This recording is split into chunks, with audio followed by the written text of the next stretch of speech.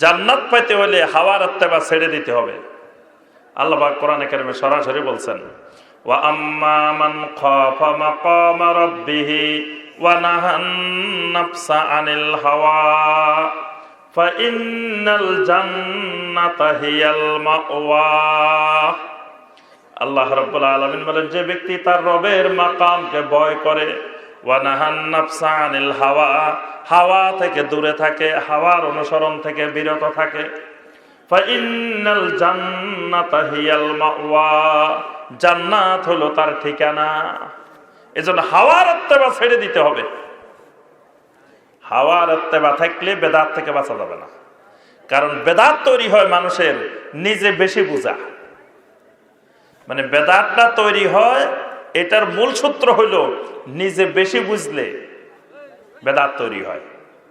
যদি আমি মনে করি যে আমার রাসূল সাল্লাল্লাহু আলাইহি ওয়াসাল্লাম, আল্লাহ রাসূল সাল্লাল্লাহু আলাইহি ওয়াসাল্লামের সাহাবীরাই আমার থেকে বেশি বুঝতেন, তারা যেভাবে কল্যাণ মনে করেছেন সেইভাবে আমলটা করছেন, আমার আর বেশি বুঝার এখানে সুযোগ নাই, তাহলে কিন্তু বেদাত তৈরি হয় না।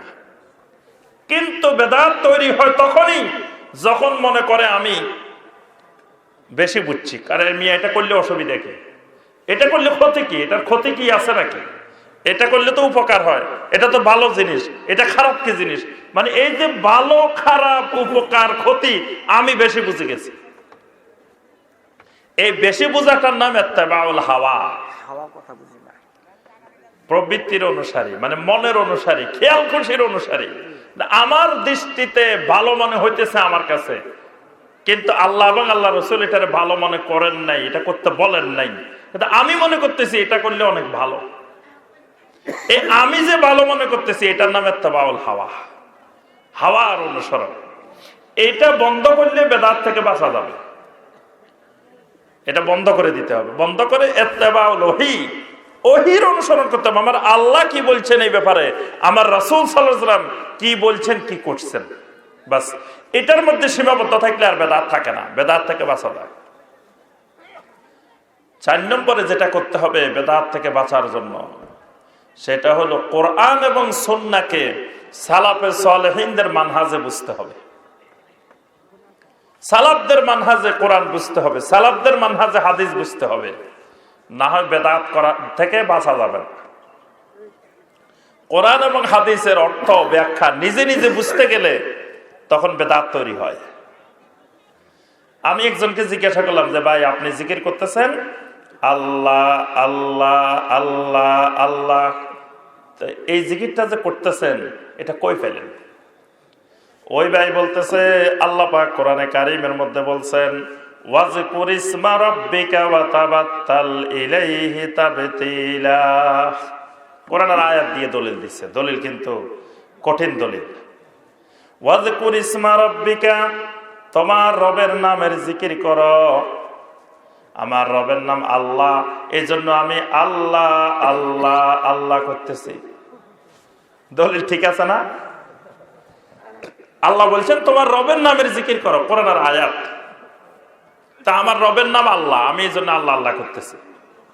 তা আমি বললাম ভাই আপনি যে কোরআনে কারিমটার অর্থ করলেন, কোরআনে কারিমের আয়াতের ব্যাখ্যা করলেন, এই ব্যাখ্যাটা কে করছে? আল্লাহ রাসূল সাল্লাল্লাহু আলাইহি ওয়াসাল্লাম করছেন কিনা, আল্লাহ রাসূলের সাহাবীরা করছেন কিনা? আল্লাহ রাসূল সাল্লাল্লাহু আলাইহি ওয়াসাল্লাম কোরআনে কারিমের প্রত্যেকটা আয়াতে কারিমার আমল করেছেন, তাহলে এই আয়াতের আমল নবী সাল্লাল্লাহু আলাইহি ওয়াসাল্লাম করছেন কিনা? এই আয়াতের আমল কি আল্লাহ রাসূল করেন নাই?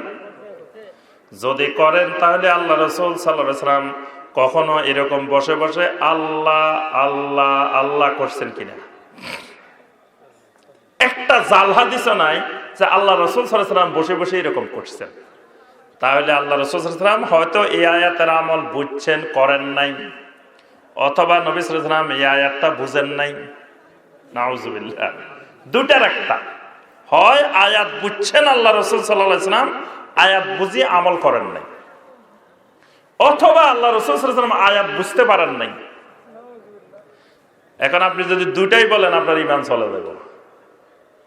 তাহলে আল্লাহ রাসূল সাল্লাল্লাহু আলাইহি ওয়াসাল্লাম অবশ্যই আয়াতে কারিমা বুঝছেন, আমলও করছেন।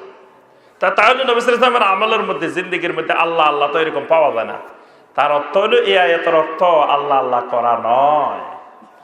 তাহলে আমি যেটা বুঝলাম এটা আমি নিজে নিজে বুঝছি।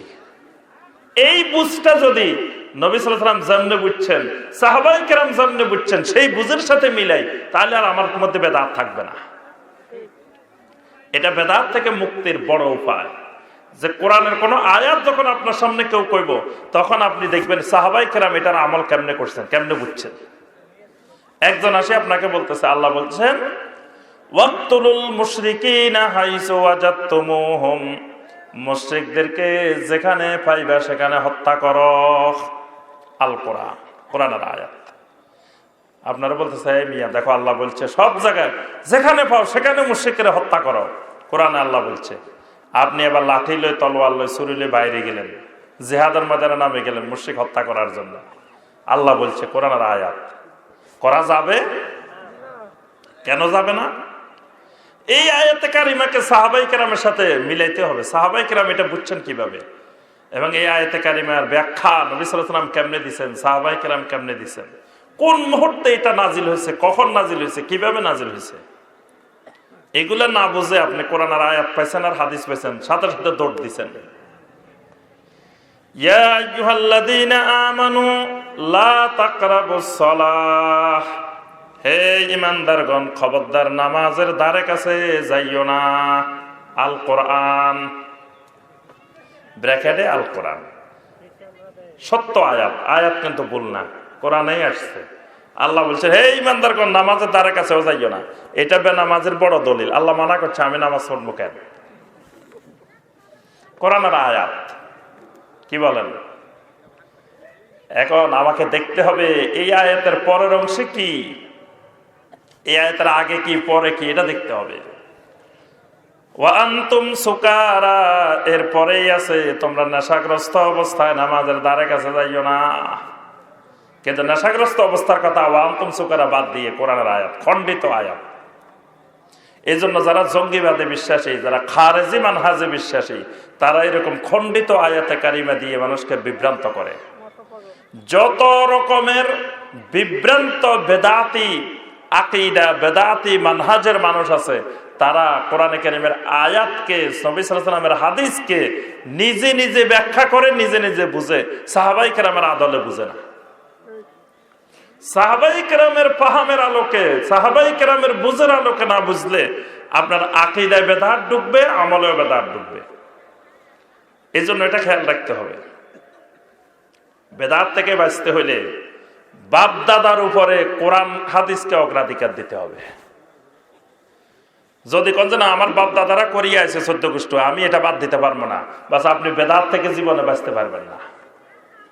আমাদের সমাজের অনেক মানুষের অভ্যাস হইলো আপনি যত বুঝাইছেন সব ঠিক আছে, লাস্টে দিয়ে মুরব্বীরা কইব কি জানেন, আমার অভিজ্ঞতা আছে তো, সারা বাংলাদেশে যাই বিভিন্ন জায়গায়, যখন বেদাত বুঝেছি না, তো মুরব্বীদেরকে লাস্টে জিজ্ঞাসা করবেন যে ভাই এই যে শাইখে এতক্ষণ বেদাত বুঝাইলো বুঝছেন, তাহলে তো আজকে থেকে 40 করা যাবে না, এটা করা যাবে না, ওইটা করা যাবে না। কয় না বুঝছি সব ঠিক আছে, তবে এমন এমন হুজুর আমরা দেখছি যেই হুজুরেরা গ্লাসে ফু দিলে গ্লাস ফাটে গেছে, ওইসব হুজুরেরা এইসব করছে। এখন যতই বলুক আমাদের বাপ দাদারা পূর্বপুরুষেরা 14 গোষ্ঠী করিয়ে আছে, আমরা এগুলা বাদ দিতে পারবো না। মুরব্বীদের লাস্টের ডিসিশন হলো এটা। যেই মুরব্বী, যেই ভাই এই ডিসিশন নিছে, এই ভাই জীবনেও বেদাত থেকে বাঁচতে পারবে না। কারণ এটা বেদাতীদের কথা, এটা মুশরিকদের কথা, এটা কোনো মুসলিমের কথা না। মুসলিমের কথা হলো বাপ দাদায় যাই করুক, আমি ওহি ফাইলে কোরআন সুন্নাত দলিল ফাইলে এটা বাপ দাদারটা কোরআন সুন্নাত ধরবো।